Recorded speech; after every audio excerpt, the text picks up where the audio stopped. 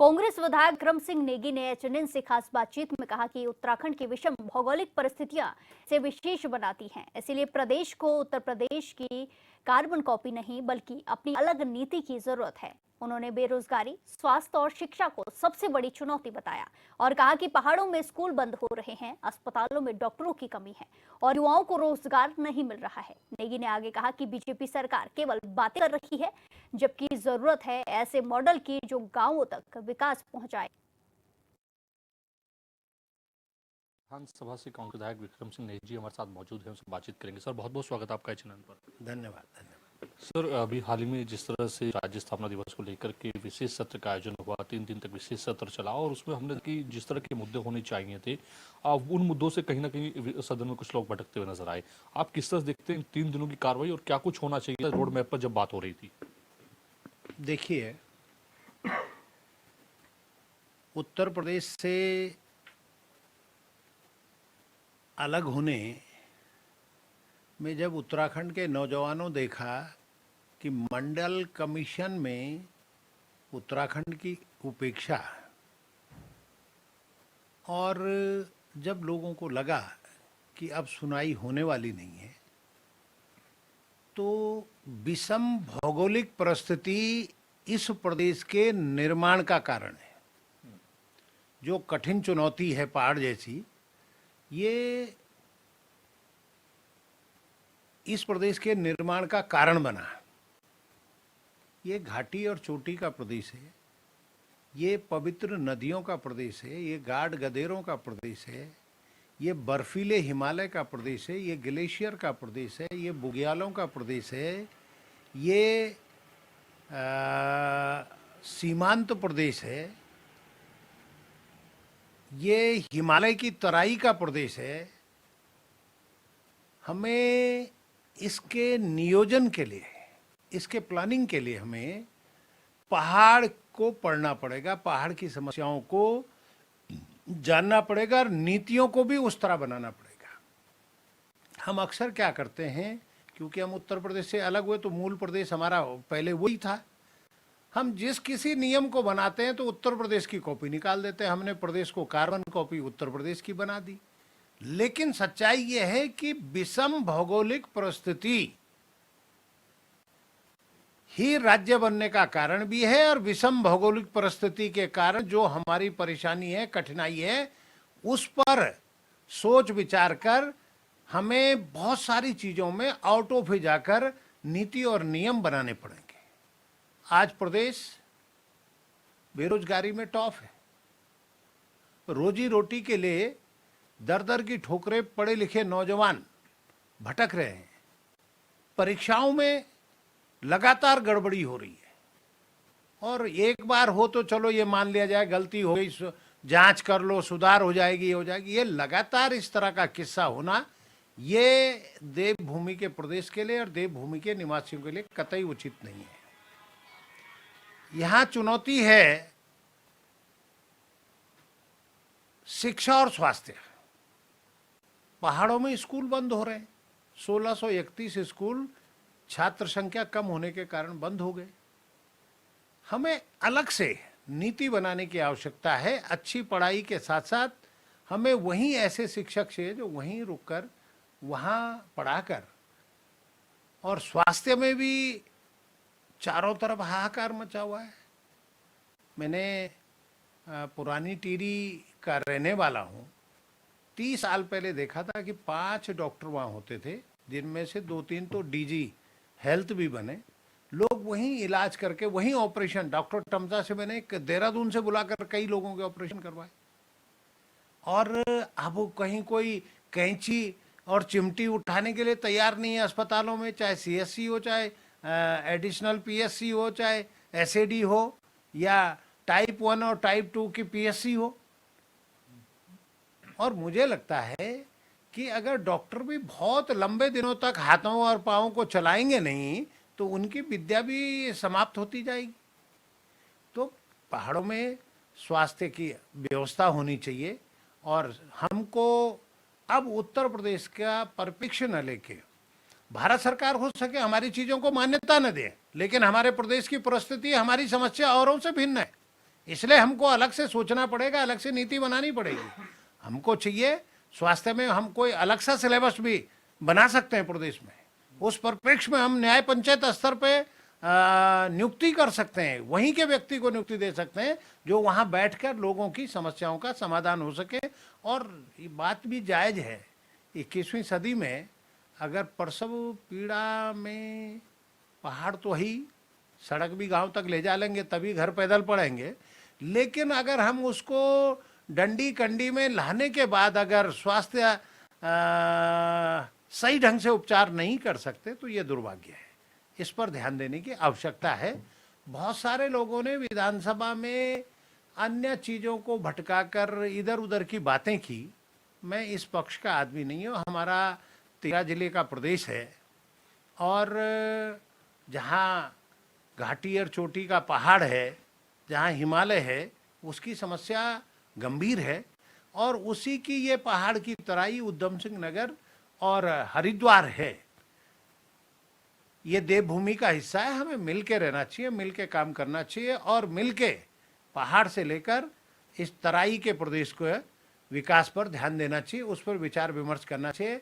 अनर्गल बातों में समय बर्बाद करके बहुत छोटा या विभाजन की नीति उचित नहीं है, बल्कि हमको सकारात्मक दृष्टिकोण से कैसे हम उत्तराखंड को नंबर 1 का प्रदेश बना सकते हैं। और देवभूमि का ये जो स्वरूप है ये अनादिकाल से है। हमें ऐसे लोगों से भी परहेज करना पड़ेगा जो देवभूमि के स्वरूप को खराब करना चाहते हैं। ये चुनौती है इस प्रदेश के लोगों के लिए कि इसका देवभूमि का स्वरूप बना रहना चाहिए।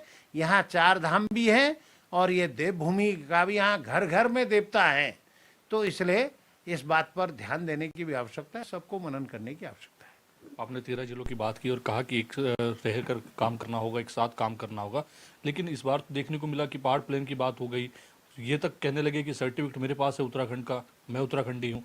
तो क्या लगता है कि इस तरह की बातें करके जो काम होना चाहिए था, रोड मैप पर बात होनी चाहिए थी, वो रोड मैप पर पूरी तरह से बात नहीं हो पाई। 25 सालों के रोड मैप के लिए तो रखा था गया था ये विशेष सत्र। देखिए, कई लोगों ने इस प्रदेश में जो निवास कर रहा है और बहुत समय से लोग उत्तराखंडी हैं, उत्तराखंड के रहने वाले हैं, इस प्रदेश के निवासी हैं। इस प्रदेश के जनमानस ने उसमें सरकारी कर्मचारी हो, अधिकारी हो, गैर सरकारी कर्मचारी हो, छात्र नेता हो, माता बहनें हों जिनका बड़ा योगदान रहा है, चाहे गांव का व्यक्ति हो, हर किसी ने किसी ना किसी रूप में उत्तराखंड राज्य निर्माण के लिए अपना योगदान दिया। और 42 पुण्य आत्माओं जो शहीद हो गए, आज हमारे बीच में नहीं है, उनके सपनों का प्रदेश है, उनके सपनों का प्रदेश बना में अपनी ताकत लगानी चाहिए, उस पर ध्यान देना चाहिए। और रही बात मूल निवास, सशक्त, ये सब भी इसकी आवश्यकता है। और कौन कह रहा है, हरिद्वार वाला भी तो मूल, उधम सिंह नगर वाला भी मूल निवास मांग रहा है। वो कहना क्या चाहते हो, चल गया कि ये शरणालय नहीं है। ये बात सत्य है कि दूसरे प्रदेश के लोग भी आते हैं, हम बाहर जाते हैं।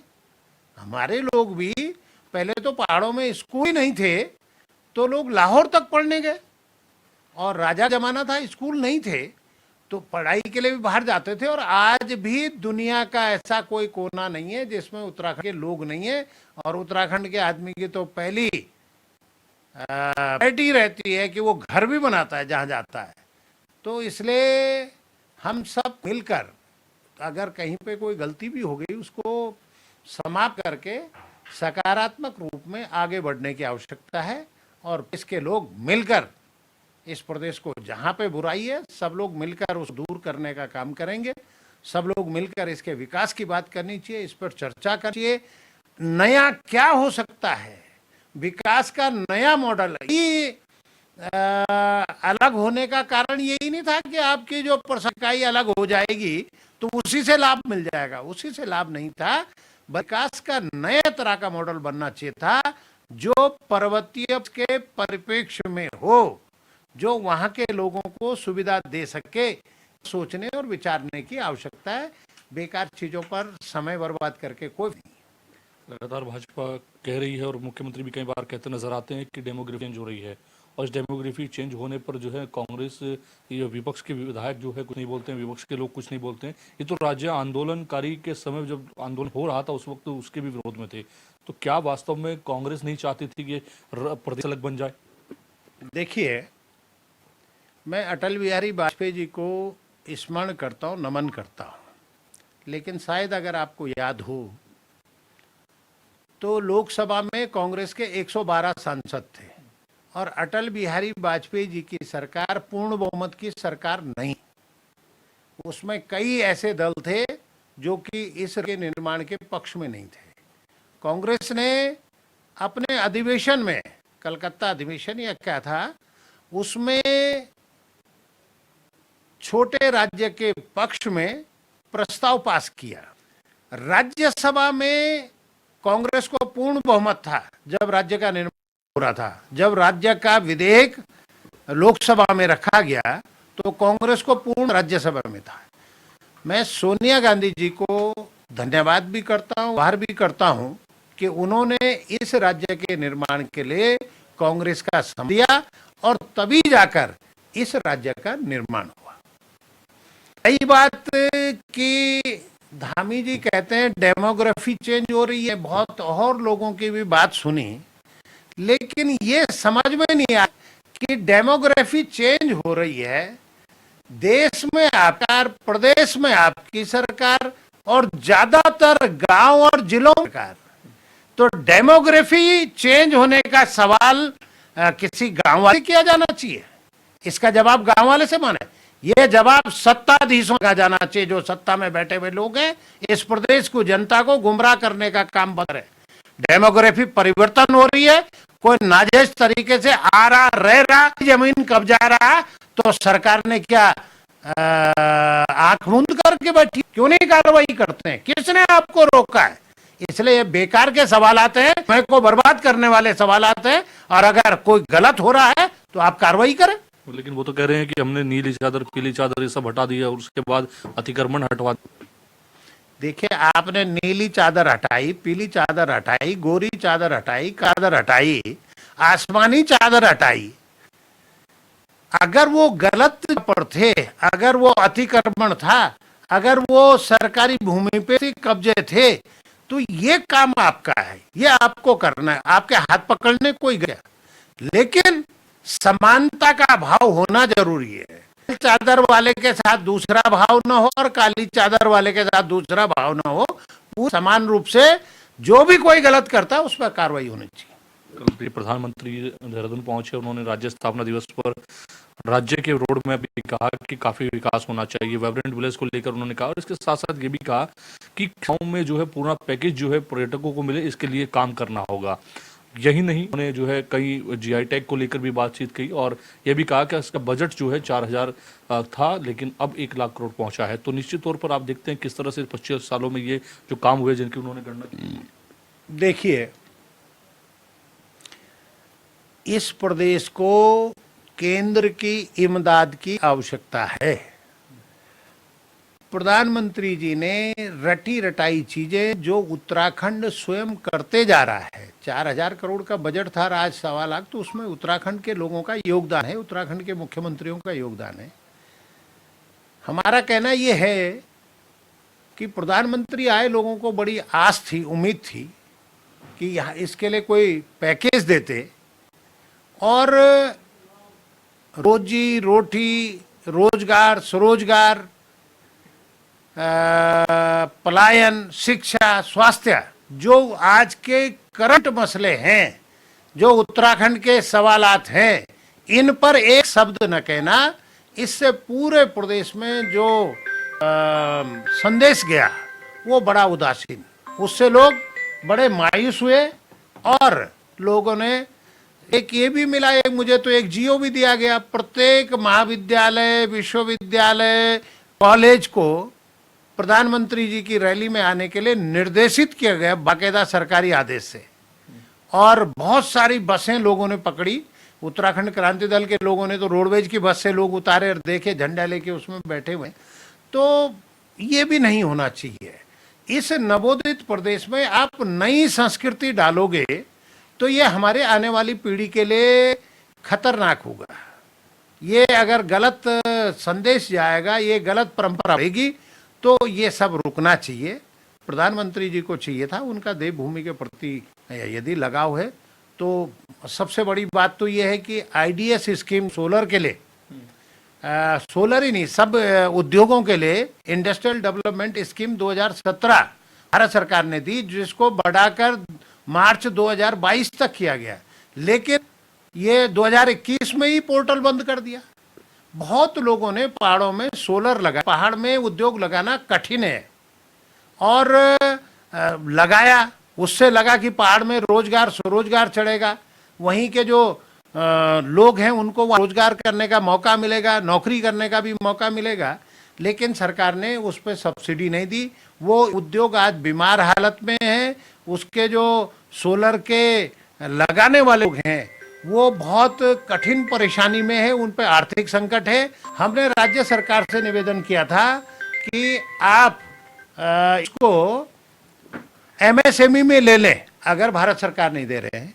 लेकिन कभी कभी यहाँ का उद्योग विभाग ऐसा व्यवहार करता है, अरे नीतियों में परिवर्तन करना है, आप प्रस्ताव बनाइए कैबिनेट के लिए, आप बहुत ज्यादा है तो आप विधानसभा से पास कराइए। लेकिन अगर नीतियां पहाड़ी प्रदेश के परिप्रेक्ष्य में नहीं होगी तो हमने ऐसे अधिकारी और ऐसे नीतियों का क्या करना है जो हमारे विषय में विचार ही नहीं करेगा। हमने कहा था कि एमएसएमई में इसको लिया जाए, लेकिन उसको उद्योग विभाग आपत्ति लगा रहा है। दूसरा, जो 200 किलोवाट सोलर की योजना है उसमें 40, 45, 50% सब्सिडी की व्यवस्था मुख्यमंत्री जी ने की, लेकिन 1.5 साल हो गया, अभी आज तक नहीं मिला। हुआ क्या उसमें कि ये जो अब ये उद्योग ये लगा, सोलर स्थापित हो गया। स्थापित करते समय उसमें कहीं नहीं था कि आपको जमीन का 143 करना है, और अब उद्योग विभाग अड़ंगा लगा रहा है कि सब्सिडी के लिए आपको 143 करना पड़ेगा। ये क्यों पहाड़ की भूमि को आकर्षित करना चाहते हो? क्या होने वाला है इससे? इसलिए सरकार को चाहिए कि लोगों को सब्सिडी दे और 143 के कैबिनेट में लाकर इसको समाप्त करें। इस तरह के व्यवधान न पैदा करें, क्योंकि लगाने वाला आदमी यहाँ बहुत परेशान जाता है। नौजवानों को उम्मीद और आशा थी कि इससे स्वरोजगार और रोजगार, आज पहाड़ के जो साउथ फेसिंग गांव हैं इनमें सूरज खूब चमकता है और देर लेटता रहता है। ये जो बंजर भूमि है, जो हमारी खानों की भूमि है, जिन पर आज लोग खेती नहीं करते, कृषि नहीं करते, जो गांव से बहुत दूर की भूमि है, क्योंकि लोगों पे इतनी सामर्थ्य भी नहीं रहेगी कि बहुत ज्यादा 5-5, 10-10 किलोमीटर से अनाज कंधे में ढोकर लाया ये करे, तो वहां पर लोगों ने सोलर लगाकर, कईयों ने अपनी जमीन को लीज पे दिया, उससे उनकी इनकम हो रही है। तो सरकार को चाहिए कि इस पर तत्काल कार्रवाई करे, जिससे लोगों को लाभ मिले। रहे थे कांग्रेस विधायक विक्रम सिंह डिंगी जी को, जिन्होंने तमाम विषयों पर अपनी राय रखी है। कैमरा पर्सन हरीश भट्ट के साथ में योगेश आर्य, एचएन 24/7 देहरादून।